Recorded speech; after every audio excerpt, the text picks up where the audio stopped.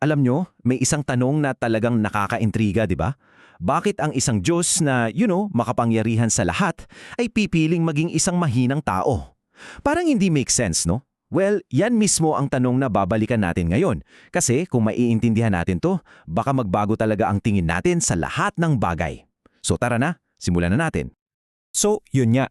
Bakit kailangan dumaan sa pagiging mahinang tao?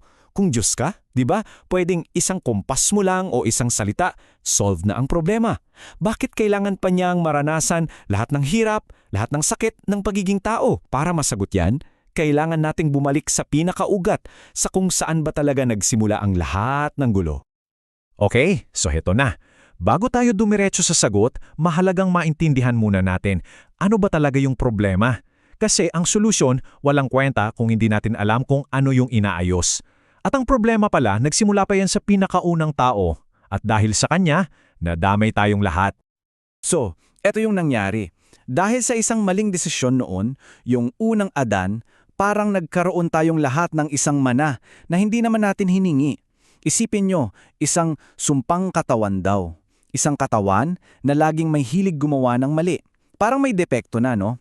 At dahil dito, naging alipin daw tayo ng kasalanan. At ang ending? Kamatayan.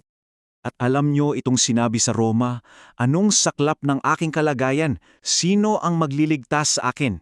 Parang yan yung sigaw nating lahat minsan, di ba? Yung pakihamdam na kahit anong pilit mong umayos, parang may humihila pa rin sa'yo pababa. Parang nakakulong ka sa isang katawan na hindi mo makontrol. Sobrang hopeless ng pakiramdam. Pero sa gitna ng lahat ng yan, sa kabila ng tila kawalan ng pag-asa, doon dumating ang sagot ng Diyos. At ang ganda ng plano, napaka-poetic. Kung isang tao ang nagsimula ng problema, isang tao ding ang mag-aayos nito, pero hindi ordinaryong tao. Ang tawag sa kanya ay ang Huling Adan. So, sino o ano ba tong Huling Adan? Simple lang.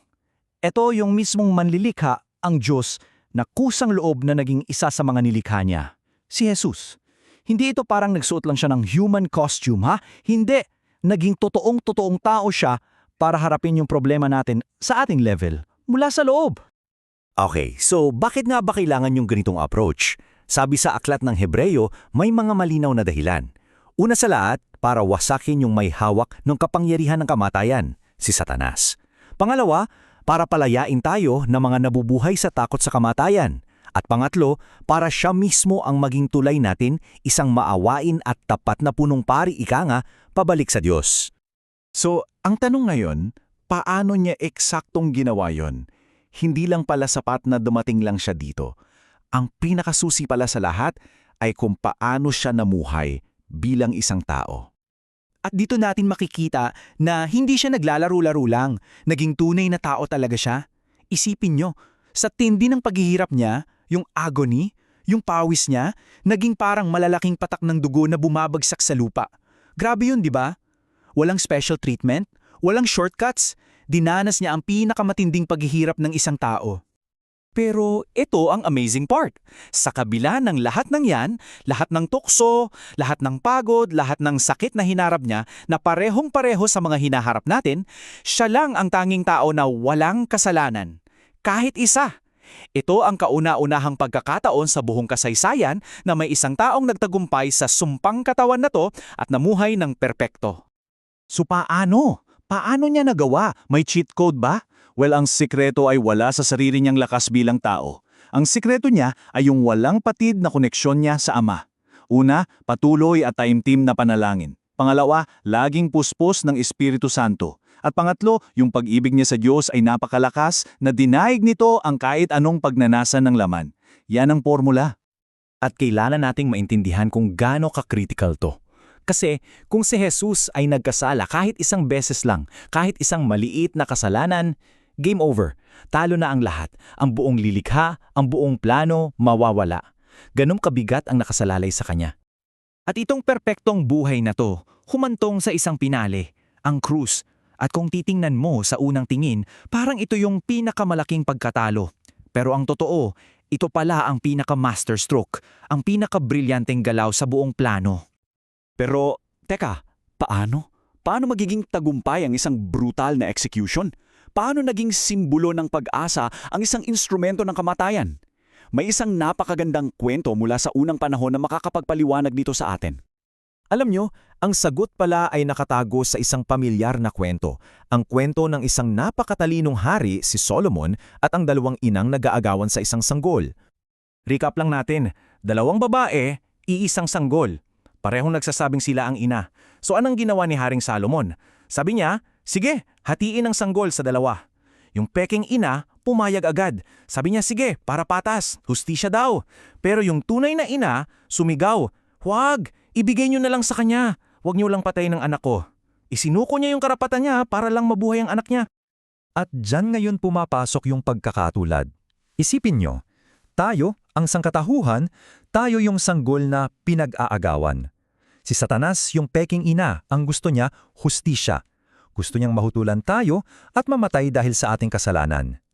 Pero si Jesus, yung tunay na ina, nakita niya na mamamatay tayo. So anong sabi niya? Parang sinabi niya, huwag, hayaan niyo na silang mabuhay.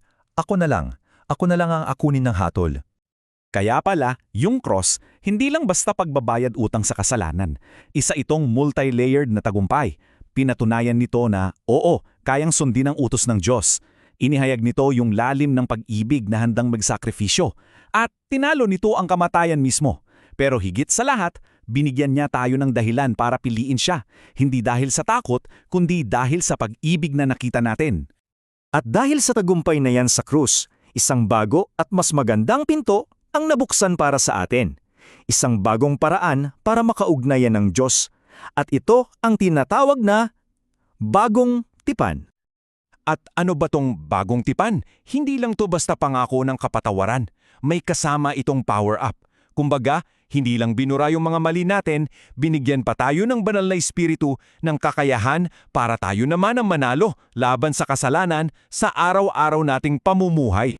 So, tingnan nyo yung pagbabago. Dati, alipin ng kasalanan. Ngayon, pinalaya na. Dati, walang kakayahang sumunod sa batas. Ngayon, binigyan ng kapangyarihan ng espiritu. Dati, nasa ilalim ng hatol. Ngayon, inaalok na ng kapatawaran at ng pangako ng muling pagkakabuhay. Ang laki ng pinagkaiba, di ba? Pero teka, may isa pang mahalagang punto dito. Kasi madalas, ang akala natin pag napatawad na yung kasalanan, yun na yun, tapos na ang kwento, pero ayon sa pinagkunan natin, hindi pala. Yung pagpapatawad, simula pa lang pala yan. So, kung simula pa lang ang kapatawaran, ano ang katapusan? Ano ang completion? Saan ba talaga tayo patungo sa buong kwentong ito ng kaligtasan? At ito na yung sagot. Ang katuparan ng lahat ng ito ay ang muling pagkabuhay, yung pinal na pag-aalis ng kasalanan at kamatayan, yung pagpapanumbalik ng buong nilikha sa dati nitong ganda. Hindi lang ito pag-iwas sa parusa. Ang totoong goal ay ang pagbabalik sa paraiso. Yan ang tunay na happily ever after na inihanda para sa atin.